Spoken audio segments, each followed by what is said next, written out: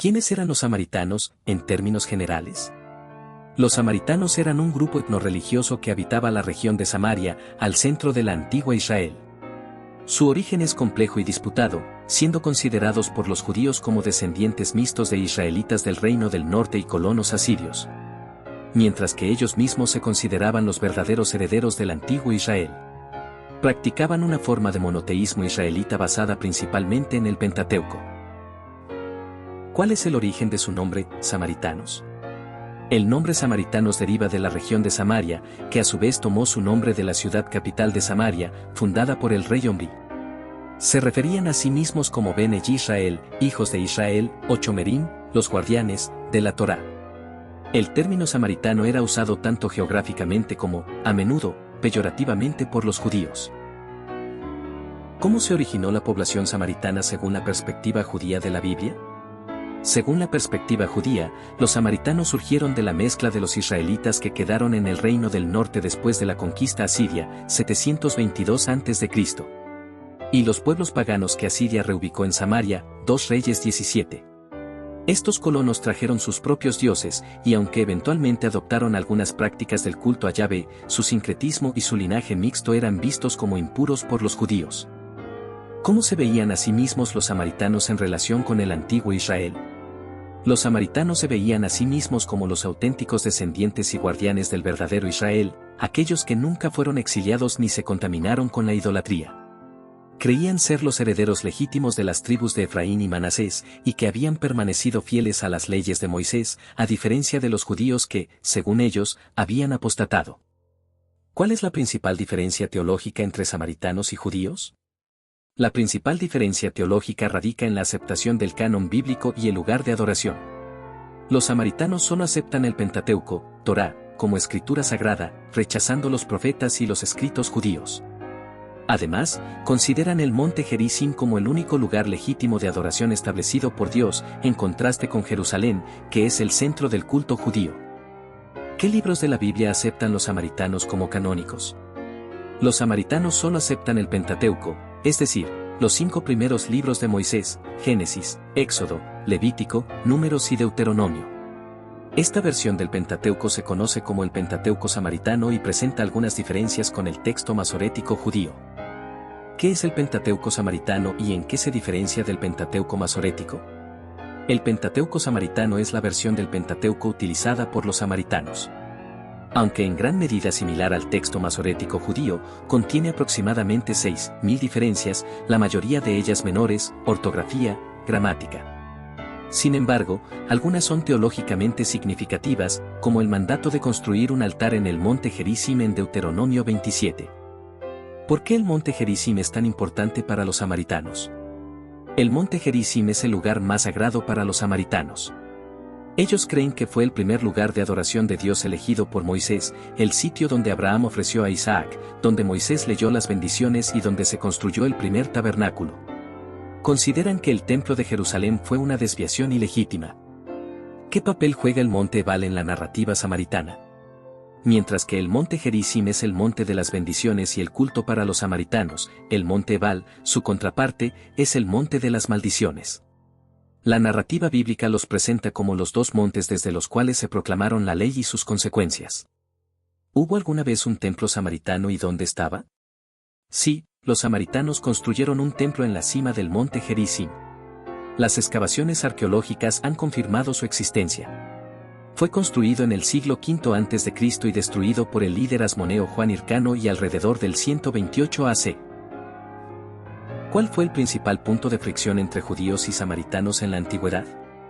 El principal punto de fricción fue la rivalidad por la verdadera herencia israelita y la legitimidad de sus respectivos centros de adoración, Jerusalén para los judíos y el monte Gerizim para los samaritanos. Esto llevó a siglos de hostilidad, desprecio mutuo y exclusión social y religiosa. ¿Cómo se describe la relación entre judíos y samaritanos en el periodo del Segundo Templo? Durante el periodo del Segundo Templo, la relación era extremadamente tensa y hostil. Los judíos consideraban a los samaritanos como apóstatas, impuros y no aptos para adorar a Yahvé. Los samaritanos, por su parte, despreciaban a los judíos por haber desviado el culto del monte Gerizim. No tenían tratos entre sí. ¿Qué incidentes bíblicos reflejan esta animosidad? Varios incidentes reflejan esta animosidad. Nehemías 4 describe la oposición de Sanbalat el horonita, probablemente un samaritano prominente, y Tobías los amonita a la reconstrucción del muro de Jerusalén. En el Nuevo Testamento, Juan 4 menciona explícitamente que los judíos no se tratan con los samaritanos. ¿Qué dice el libro de 2 Reyes sobre el origen de los samaritanos? 2 Reyes 17 describe cómo el rey de Asiria trajo gente de Babilonia, Cuta, Aba, Amat y Sefarbaim para habitar las ciudades de Samaria después de la deportación de los israelitas. Aunque estos nuevos habitantes aprendieron a adorar a Yahvé, lo hicieron junto con sus propios dioses, creando un culto sincretista que los judíos consideraban abominable. ¿Cómo interpretan los samaritanos el pasaje de 2 Reyes 17? Los samaritanos rechazan la interpretación judía de 2 Reyes 17 como su origen. Argumentan que el pasaje se refiere a los nuevos colonos que se establecieron en la región, pero que ellos mismos son los descendientes puros de las tribus de Efraín y Manasés, que permanecieron fieles a la Torá. ¿Qué importancia tiene el pozo de Jacob en la narrativa del Nuevo Testamento sobre los samaritanos? El pozo de Jacob es el escenario del encuentro entre Jesús y la mujer samaritana en Juan 4. Es un lugar de gran significado histórico y simbólico, ya que conecta a Jesús con los patriarcas israelitas y sirve como telón de fondo para un diálogo profundo sobre la adoración, el agua viva y la identidad del Mesías, trascendiendo las barreras raciales y religiosas.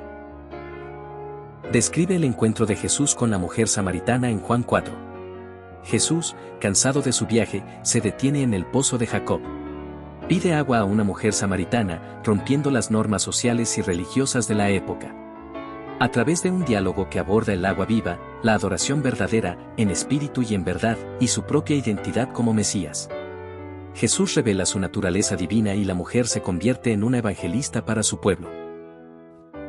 ¿Qué barreras sociales y religiosas rompe Jesús en su interacción con la mujer samaritana? Jesús rompe varias barreras. Barrera de género. Habla públicamente con una mujer. Barrera de pureza ritual. Los rabinos no hablaban con mujeres en público, y mucho menos con samaritanas. Barrera de enemistad étnica / religiosa. Los judíos no tenían tratos con los samaritanos. Barrera moral. La mujer tenía una reputación cuestionable. ¿Por qué es significativa la afirmación de Jesús, la salvación viene de los judíos? Esta afirmación es significativa porque, a pesar de su apertura hacia los samaritanos, Jesús reafirma la línea mesiánica y el plan redentor que se desarrollan a través del pueblo judío. No anula la importancia de la herencia judía, sino que la contextualiza dentro de un plan de salvación universal que ahora se extendería a todos, incluyendo a los samaritanos. ¿Cómo reaccionaron los discípulos de Jesús al verle hablar con la mujer samaritana? Los discípulos se asombraron al encontrar a Jesús hablando con una mujer, y más aún, con una samaritana. Aunque no le preguntaron directamente el por qué, su asombro refleja las fuertes normas culturales y prejuicios de la época. 21. ¿Qué nos enseña la historia de la mujer samaritana sobre la universalidad del mensaje de Jesús? Esta historia subraya la universalidad del mensaje de Jesús. Demuestra que su gracia y su verdad no están limitadas por fronteras étnicas, religiosas, de género o sociales. Jesús busca a todos, independientemente de su trasfondo o reputación, y ofrece la salvación a cualquiera que crea en él. ¿Qué es la parábola del buen samaritano? Es una de las parábolas más conocidas de Jesús, contada en respuesta a la pregunta de un experto en la ley, ¿quién es mi prójimo? La parábola narra la historia de un hombre que es asaltado, golpeado y dejado medio muerto en el camino. Un sacerdote y un levita pasan de largo, pero un samaritano, tradicionalmente despreciado por los judíos, se detiene, lo cuida y paga por su recuperación. ¿Por qué Jesús eligió a un samaritano como el héroe de esta parábola? Jesús eligió a un samaritano para desafiar los prejuicios y la estrecha definición de prójimo de su audiencia judía. Al hacer de un samaritano el modelo de compasión y amor al prójimo, Jesús invirtió las expectativas, demostrando que la verdadera piedad no reside en la observancia ritual o la afiliación religiosa, sino en el amor práctico y desinteresado, incluso hacia aquellos que son considerados enemigos. ¿Qué nos enseña la parábola del buen samaritano sobre la definición de prójimo? La parábola nos enseña que prójimo no es solo alguien de nuestra propia etnia, religión o círculo social, sino cualquier persona que necesite ayuda, independientemente de su identidad o nuestra relación con ellos. El prójimo es aquel que actúa con misericordia, y nosotros estamos llamados a ser prójimos para los demás. ¿Cuál es el significado de la frase ve y haz tú lo mismo al final de la parábola? Esta frase es la aplicación directa de la parábola. No es suficiente saber quién es el prójimo, debemos actuar como el samaritano. Jesús nos llama a la acción compasiva, a extender la ayuda y la misericordia a todos los que lo necesiten, sin prejuicios ni discriminación. ¿Qué papel jugaron los samaritanos en la expansión del cristianismo primitivo según el libro de los Hechos? Después de la persecución en Jerusalén que siguió al martirio de Esteban, Felipe, uno de los diáconos, fue a Samaria a predicar el Evangelio. Muchos samaritanos creyeron, fueron bautizados e incluso recibieron el Espíritu Santo por medio de la imposición de manos de Pedro y Juan. Esto demuestra que los samaritanos fueron receptivos al mensaje cristiano desde el principio. ¿Quién fue Felipe y qué hizo en Samaria? Felipe, uno de los 7 diáconos elegidos por la iglesia de Jerusalén, fue un evangelista. Después de la persecución, se dirigió a Samaria, predicó a Cristo, realizó señales y milagros, y muchos samaritanos se convirtieron y fueron bautizados. Su ministerio en Samaria fue un paso crucial en la expansión del Evangelio más allá de los límites judíos. ¿Qué significa que los apóstoles Pedro y Juan fueran a Samaria después de la predicación de Felipe? La visita de Pedro y Juan a Samaria fue significativa. Su propósito era imponer manos sobre los nuevos creyentes samaritanos para que recibieran el Espíritu Santo, ya que aún no lo habían recibido. Esto valida la conversión de los samaritanos y los integra plenamente en la comunidad cristiana primitiva, superando las antiguas barreras. ¿Qué incidente ocurrió con Simón el Mago en Samaria y qué nos enseña?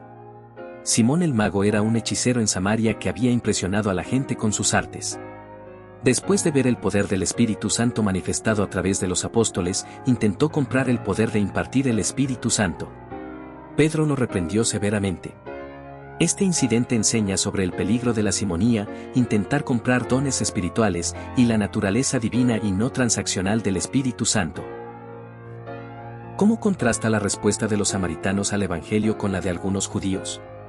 Mientras que muchos judíos en Jerusalén rechazaron el mensaje de Jesús y persiguieron a sus seguidores, los samaritanos, a pesar de su enemistad histórica con los judíos, fueron notablemente receptivos al Evangelio predicado por Felipe. Esto subraya cómo el Evangelio trascendió las divisiones religiosas y étnicas. ¿Qué nos dicen los viajes misioneros de Jesús sobre su actitud hacia los samaritanos? Los viajes misioneros de Jesús, incluyendo su paso por Samaria, Juan 4, demuestran su intencionalidad de alcanzar a este grupo marginado. No los evitó, sino que los buscó, lo que revela su amor y su plan de salvación universal que abarca a todos los pueblos. ¿Qué se entiende por cisma samaritano?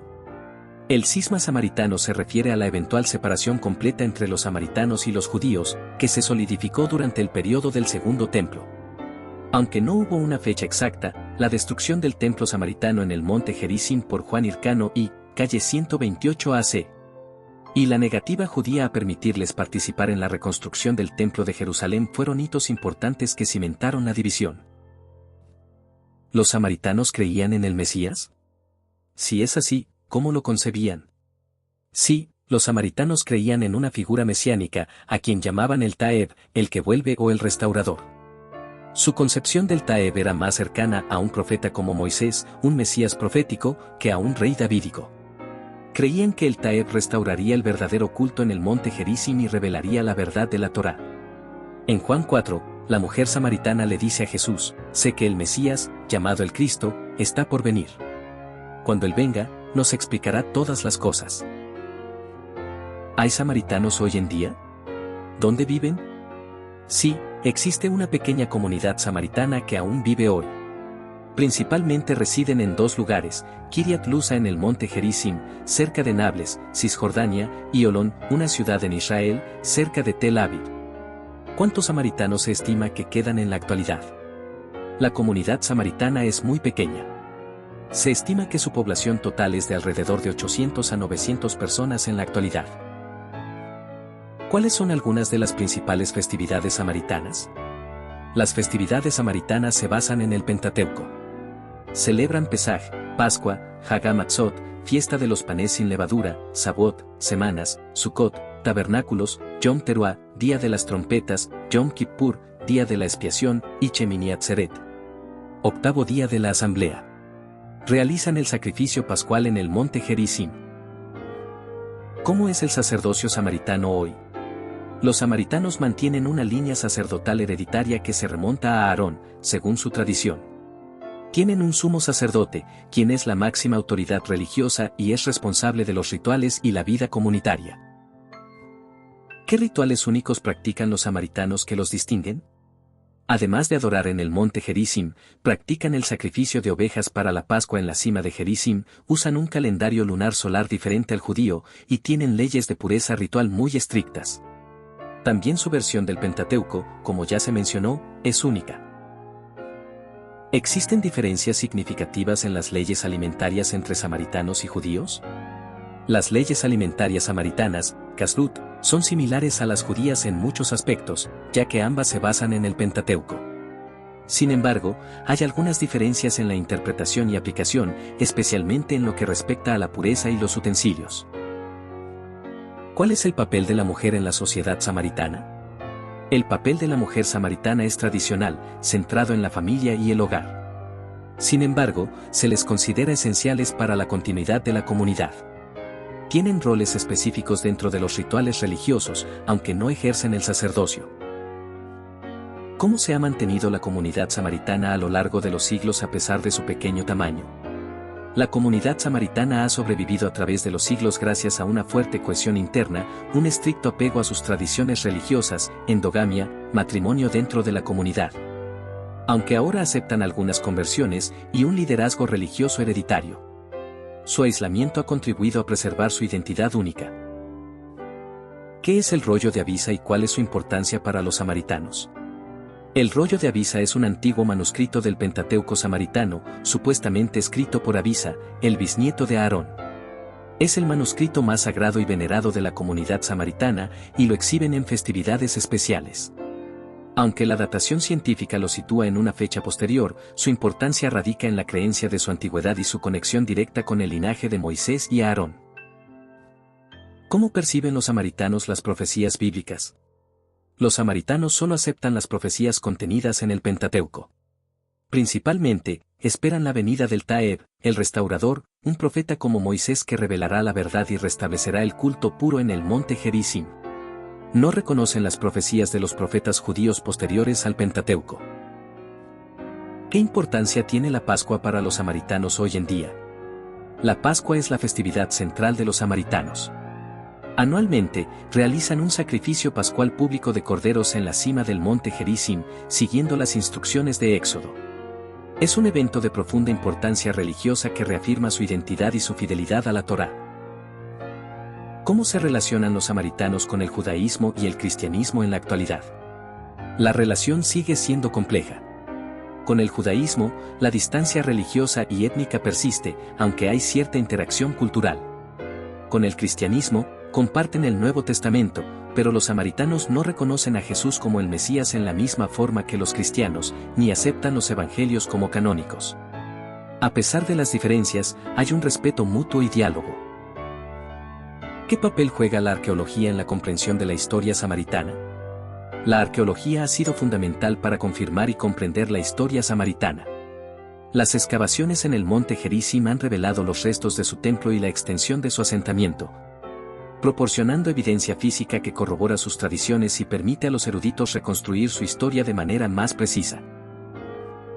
¿Cómo ha afectado la política moderna de Israel y Palestina a la comunidad samaritana? La comunidad samaritana se encuentra dividida geográficamente entre Cisjordania, bajo control palestino-israelí, e Israel.